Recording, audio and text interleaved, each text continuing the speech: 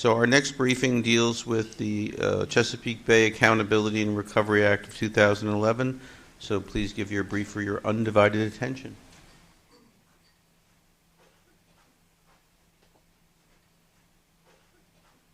Good morning.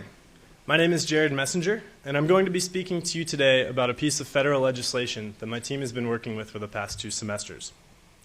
I'd like to thank the rest of the team and our faculty advisor, Professor Lloyd Kass, for all of their hard work. So this morning, I'll be telling you a bit about what we did during that time, and we examined the scientific and legislative challenges that this bill attempts to tackle, and how we spent the past several months designing a program to successfully implement this bill as solutions to those challenges.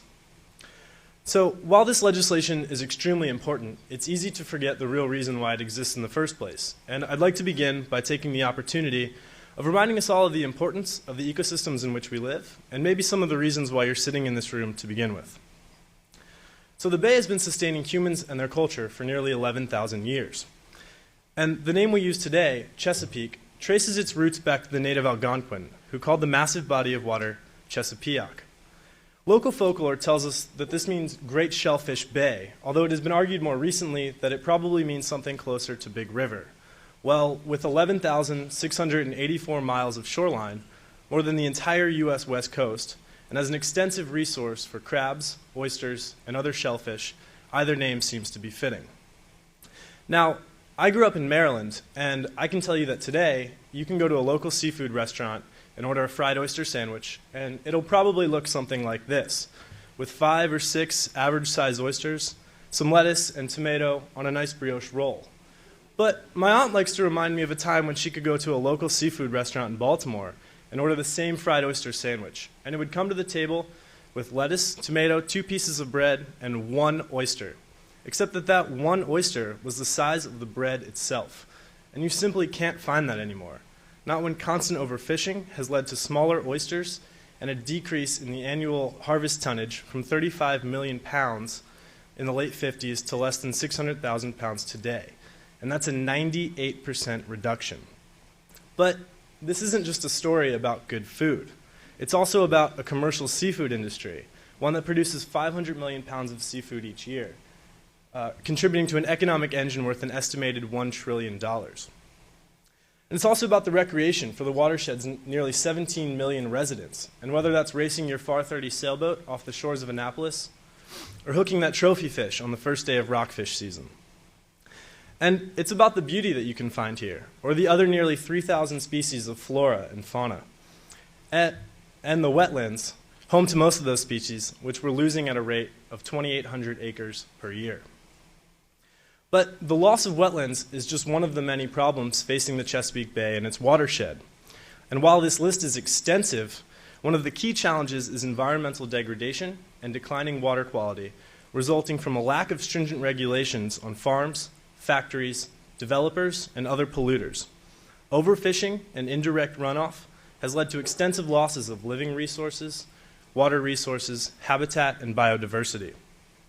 And these same industries that I mentioned have been known to invest large sums of money into lobbying against previous iterations of restoration bills in Congress. And finally, this watershed spans over 6 states and the District of Columbia. And when you couple that with the multiple levels of government involved, coordination efforts have been difficult, to say the least. And so as I mentioned, these problems are only complicated further by the many stakeholders involved. And past legislations and agreements have either failed to pass through Congress or have been deemed ineffective. But complex problems call for complex solutions. And the Chesapeake Bay Accountability and Recovery Act of 2011 adds new elements to its previous permutations and calls for across-the-aisle support and involvement from multiple levels of government. Its primary goal is to improve the coordination and management of restoration efforts in the Bay, specifically by measuring and learning from past performance, increasing transparency and financial accountability among cooperating agencies. And so this bill can be quickly summarized with its 3 main components: a financial report, an adaptive management plan, and an independent evaluator.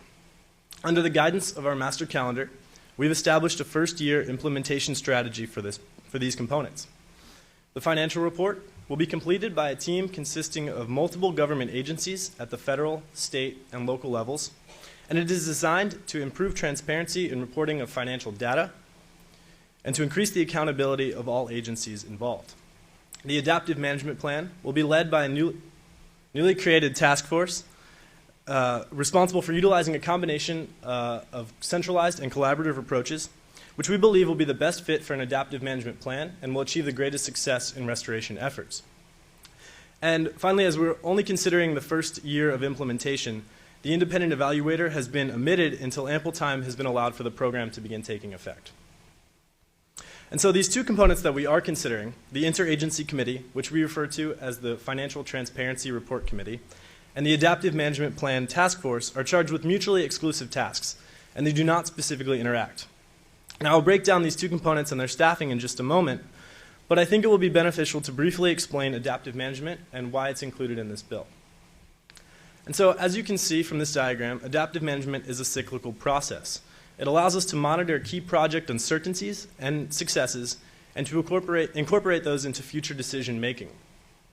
It creates a continually improving process based on past performance and will improve the organizational performance of our program. It's an innovative tool and allows for quick adjustments and responses. Measuring the success of an adaptive framework, however, is extremely difficult, but it is a critical part of our program. And the use of an independent evaluator following the first year is intended to help bridge this gap, allowing for feedback to be turned into results through the use of an external and unbiased expert. Additionally, the program Chesapeake Stat, which is an existing partnership sponsored by leadership in Maryland, Pennsylvania, Virginia, and the EPA, can be looked at as somewhat of a model. They are currently attempting an adaptive management framework and seek to improve accountability and transparency through the use of an interactive website that displays pollution and allows for the monitoring of restoration efforts by the public. And so our bill, the Chesapeake Bay Accountability and Recovery Act of 2011, can use this as an example to implement similar objectives and goals on a larger scale, including all stakeholders and watershed states. So as I mentioned, the Financial Transparency Report Committee will consist of representatives from government agencies at the state and federal levels in order to improve transparency when reporting their financial data. The Chesapeake Bay Commission, on the top left, is a legislative commission comprising Maryland, Virginia, and Pennsylvania, and will be responsible for submitting data from their respective states. Chesapeake Stat and Chesapeake Bay Program, just below them, will work together to collect and report the rest of the data and will prepare quarterly reports to submit to the EPA. The EPA, who have been involved with Chesapeake restoration since the mid-70s, will be responsible for providing any additional background information and any expertise, and will also contribute information about EPA's budget for funding of any Chesapeake Bay restoration activities. And finally, the Office of Management and Budget Environmental Branch will have overall responsibility for coordination of this committee and will analyze and prepare all of the data to create the financial report to be submitted to Congress. The Adaptive Management Plan Task Force will be an entirely new entity, and it will be placed in the existing structure of the Chesapeake Bay Program, which is a regional partnership consisting of watershed states, several federal agencies, local and state universities, and many not-for-profits. The hierarchy you see here is just a small example of this partnership and shows the on-the-ground specialized goal implementation teams. And our new task force will fit here and will consist of a task leader and coordinator hired internally from the EPA, an external consultant specializing in adaptive management, and various support staff, including these 6 sub-teams, which are vital to data collection and reporting. And so we've established a basic timeline for the implementation of this program. The Adaptive Management Task Force will be created within the first 2 months of the year, and will then be responsible for developing the plan over the next 7. They will begin implementing it the last 3 months of the year, and reporting of these practices will occur on a periodic basis, followed by an annual evaluation. However, reporting should occur often throughout the year, as this process is cyclical and encourages regular feedback. The Financial Transparency Report Committee will also be formed within the first 2 months of the year, and then we'll have the rest of the year to gather information, to create and streamline the financial report, and in the last 2 months, we'll begin to create a budget for the succeeding year.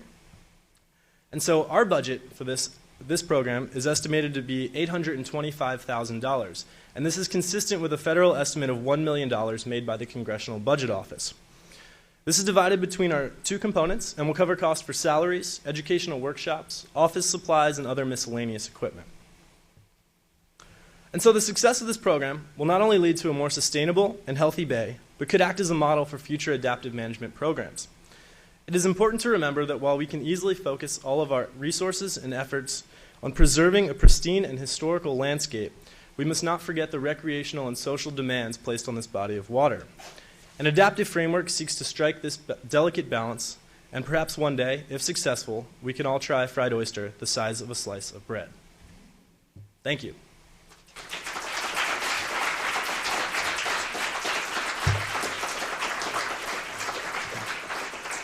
I'll be happy to take any questions.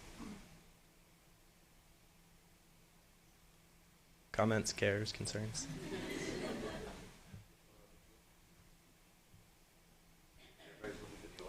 I didn't bring any burgers. Have you guys evaluated any past legislation similar to this one, and how does it compare, and how is yours different?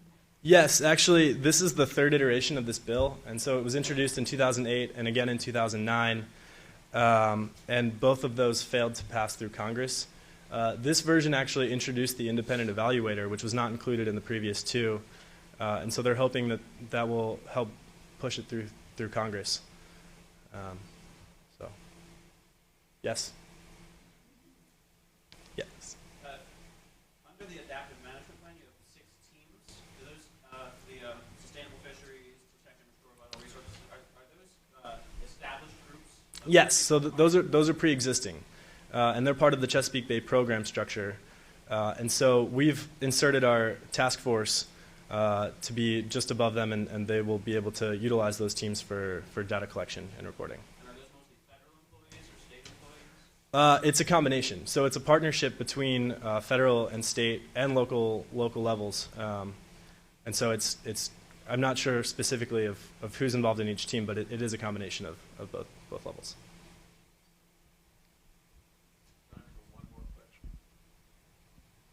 Hi, Jared. I just curious, you said this is the third time it's going through. What are the main opponents, and what is the chance, do you think, of this bill passing for the current state?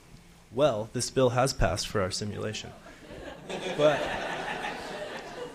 the main opponents really are big agriculture and other developers, homeowners, so not homeowners, but home developers associations that have put a lot of money into lobbying against these. And it's not specifically because they're against cleaning up the bay, but it's because they don't want limits on the total maximum daily loads that they're allowed to put off their farms. And so that's probably the biggest opponent to the bill. Thank you.